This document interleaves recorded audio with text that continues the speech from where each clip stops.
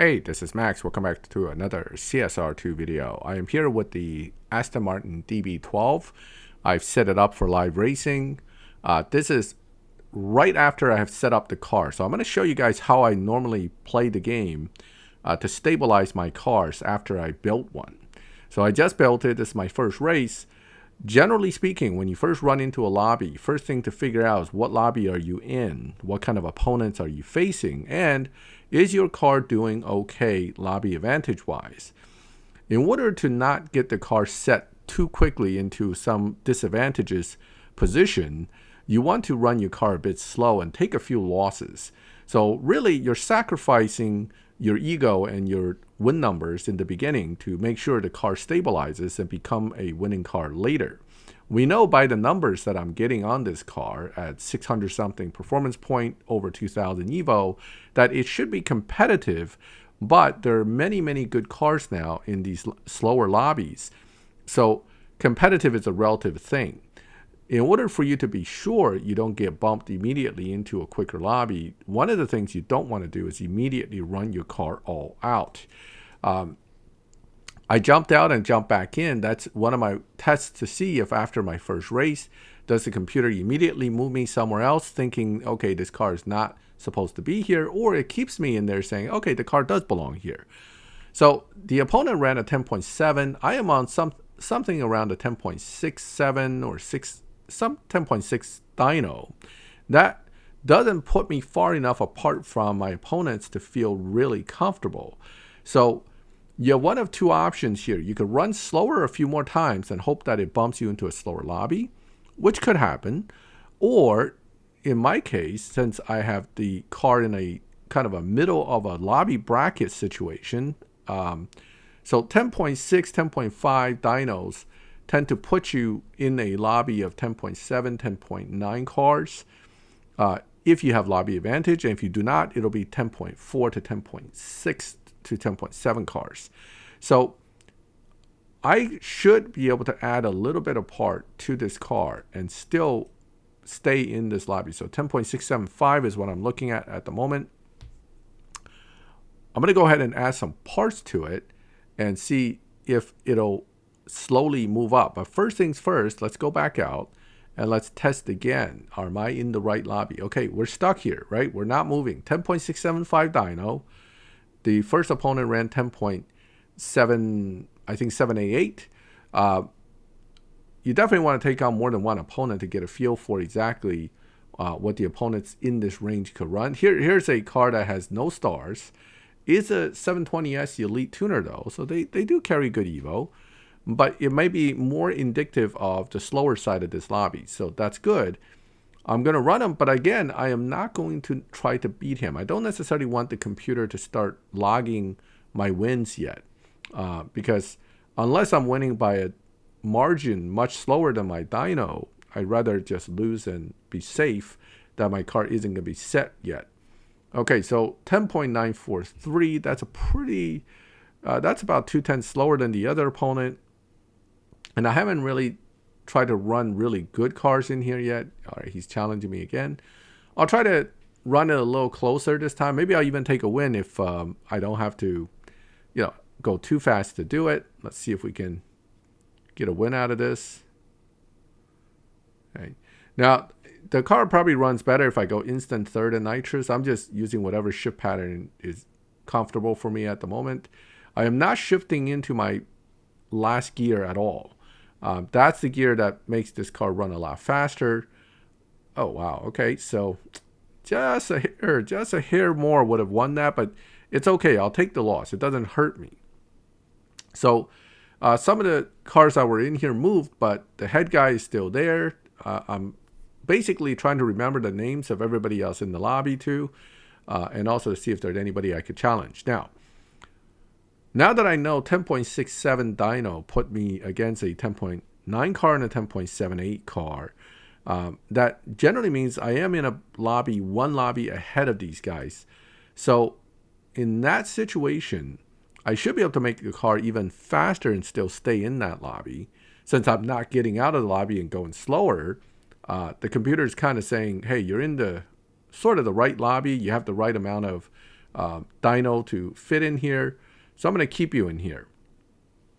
So that's kind of what I'm looking at, All right, so if I add certain parts, I'll bump right down to 10.49. That might be too quick. So what I'm going to do is take a stage of the body out and put me back down a little bit in performance so that we don't jump into a much faster lobby all at once. I suspect 10.4 will put me in a different lobby. Here, perfect. We're about a tenth quicker on the dyno than before. So the question is that still going to leave me in the same lobby? If it does, it means we're moving towards a faster edge of our own lobby while maintaining the same advantage. And there it is. It still is. So that's again, how I kind of feel my way through lobbies as I build cars to try to figure out where the car is going to be strong, what dyno that it still can maintain certain lobbies and still maintain certain advantage. All right, so big TCs. I don't like to race Gamaras outright as one of the cars while I'm trying to set up my car, mainly because they can be very good and high. If they're running the super low performance tunes, they could be real difficult to beat. In this case, I'm leading right away. I'm staying in. Wow, I'm way ahead. Okay, so I'm going to slow down because here's my chance to take a win number. This will get logged into my run times and run really slow and win. And that will benefit me when we go out and in back to the lobby again. Okay, so he wasn't happy with that run. He wants to race me again. Let's do it again. Still, I am going to try to keep it nice and slow. I might even take a loss if I have to, but running 11.3, 11.2 to win, or even a 10.9 to win is still okay. I just don't want to run anything below 10.9 at this point because I want to stay in this lobby. Okay, so I let him have that. Let's see what he ran this time. I'm sure it's quicker than the 10.4. Oh, no, it's not. It's actually really slow. He might have been bumped into this lobby. This is a problem when you run your car all out long enough. You might end up in a faster lobby. Oh, looks like he left. Probably wasn't happy with the results and took off. If you're running 11.4, 11.5s and you end up in 10.9, you've been running your car pretty hard and you've been beating dyno. That's basically what that tells me. Okay, so stability's good. We're still here, same lobby, no change. Some players come in and out. All right, so that means test time again. I'm going to go back. I'm going to push the dyno into a faster range again. And again, the reverse is also true. Sometimes what happens is instead of speeding up, you'll find that you start switching lobbies. Okay, so because this car is not actually moving out of this lobby, I'm pushing the dyno into the faster times to test rather than simply checking out if I move to a slower lobby and I'm stabilizing there, I'm fine too. So it can happen either way. Sometimes you need to make your car quicker. Other time, your car automatically, after a slow win or two, goes into a different slower lobby and you're still fine there. The whole point of all this exercise and taking a few losses and running very controlled times is to set yourself into the bracket that your car would do well. Oh, nope, that moved us. So I'm not even going to run anybody in here because I don't want to risk having to run a fast run to kind of screw up what I've been doing. Out we go. And then if we go back, we should be able to go back to what it was before. So now we're going to go back and take a look again. By removing the body, we should be back to our other dyno. Okay, so let's see any other parts. Yeah, they're all there. So stage 3, 3, 2. Remove this again. That was the part that wasn't installed before we bumped into the 10.4. I'm not going to tune it. We're going to go right back to live and see if it goes back into the same lobby again. Nope. So now we bump back down to the other lobby, and in fact, there's a bot there as well. But I recognize most of the name in here from earlier. OG, Cyprosia, and even that Messer guy I saw in the lobby earlier. Jump in and out one more time. Make sure it's stabilized. Yep, it's right there. So now I've been tweaking the dyno. I know what my dyno settled at. I've been running slow. I've been in and out of the lobbies multiple times without being moved around, that generally means the car is stabilizing within the lobby, sufficiently stabilized now that I'm going to start running it to actually take some wins, and then still see if the car stays in lobby after I run a range of different times. Of course, the problem now is I have to get somebody to actually race me. So let's see if any of these guys will actually work out. Doesn't look like it's connecting. Oh, race refused. Wow, they don't like me. All right, let's see. That Porsche I don't really want to race because I think that's a 992. If it's a 992, it's probably down-tuned and it's going to throw me off, so I don't want to mess with that. So I'm just looking for someone normal to race that should run within the range lobby, of the lobby, rather than some hugely down-tuned car that's going to screw up my balance here. Ooh, even better. I went back to the other end of this lobby. So you see, so this is another point I was going to make, is that a particular lobby has multiple sub-lobbies. So when you see the lead guy change, it doesn't necessarily mean you're in a different time bracket. It just means that you're in a different portion of the overall time bracket. So let's say it's 10.5 to 10.7, 10.7 to 10.9, for example. You might be either facing a guy on the 10.7 end, or you're facing the guys on the 10.9, almost 11 side. And depending on where you fall in the chain, you may see a different guy at the beginning of the lobby, but that doesn't mean you change brackets.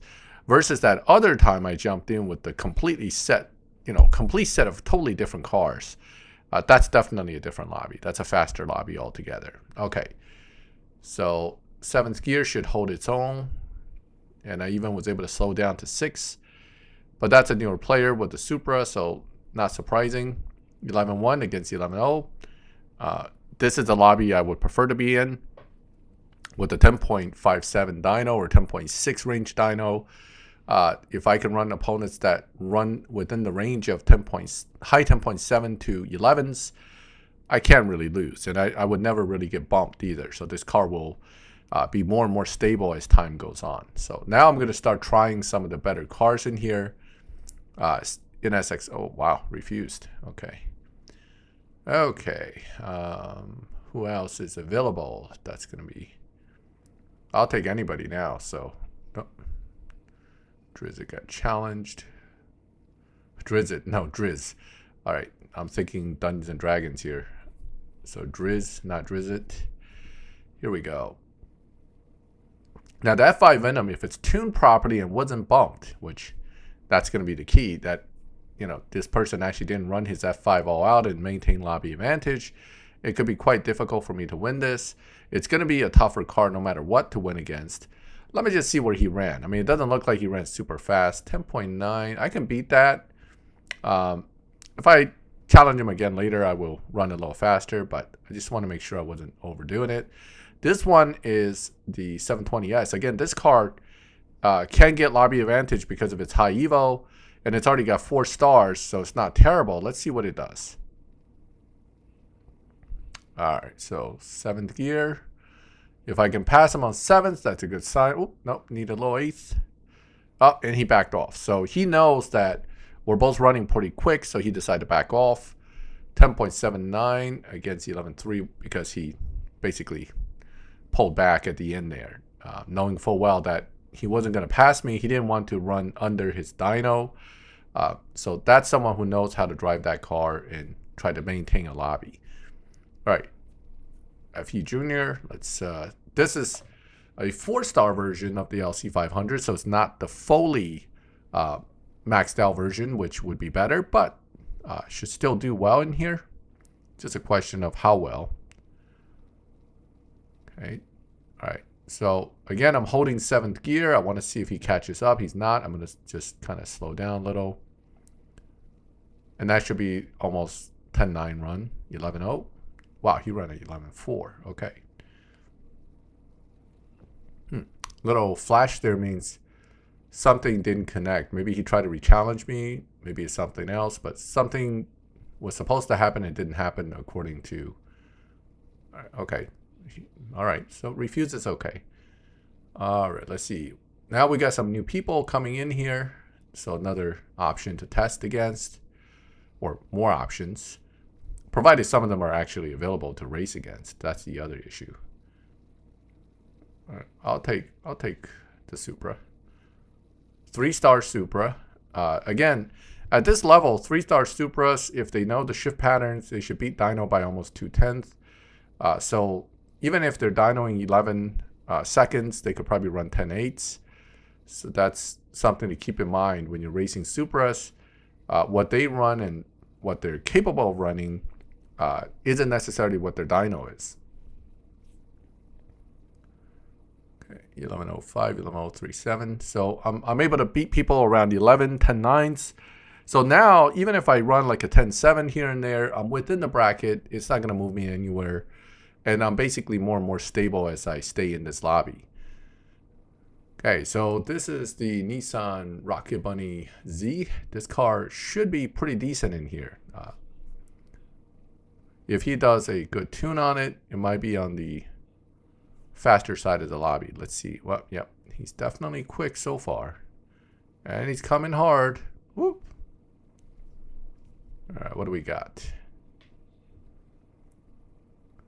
10.85 to 10.84. Now, I could beat that, but all right.